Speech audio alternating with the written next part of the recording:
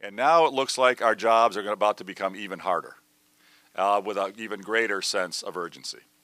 I'm sorry for that. I wish it weren't true, but there is not sincere interest within the legislature to support significant reforms of the structure of our government and the economic competitiveness of the Illinois economy. We are going to be facing very serious operating and cash flow challenges, and get ready for the very real possibility that we are facing cash crisis and a major restructuring of the government. I tell you, I'm stunned, and I'm very disappointed that the General Assembly did this year what they did last year, an unconstitutional, unbalanced budget, and then they left May 31st. Reforms are at the core of the budget. Reforms are what the budget should reflect. If we're not competitive and growing, we won't be funding our budget. Speaker Madigan and President Cullerton, with all due respect, they have structured a power system where they control the many members of the General Assembly. They're locked in doing the Speaker's bidding, and they're not really representing their districts. They're representing the political class that Speaker Madigan gets his funding from. We've taken many things off the table.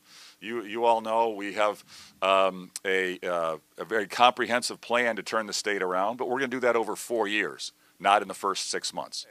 In the spirit of compromise and negotiation to get a budget done, we've taken most off the table, and we focused down on 5 things: workers' comp, tort reform, getting a handle of local control on property taxes, term limits on all elected officials, fair maps, redistricting reform, and this is bipartisan. We've got Democrats and Republicans supporting this initiative.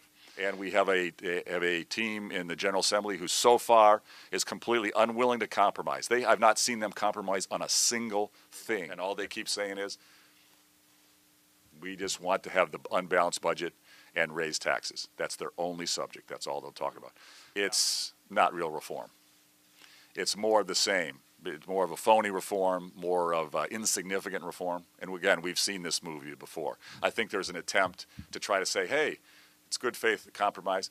It's nowhere near. It's really, in fact, some parts of it actually take away and cost businesses more money. But we're going to have to go into serious, significant contingency planning now.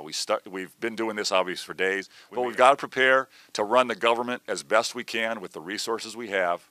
Make sure we take care of the most vulnerable, protect the most vulnerable, run the government with the priorities covered, and do the best we can in the circumstances. We can't support an unconstitutional, unbalanced budget, and we can't force a tax hike on the people of Illinois in the current circumstance. Just can't let that happen. So.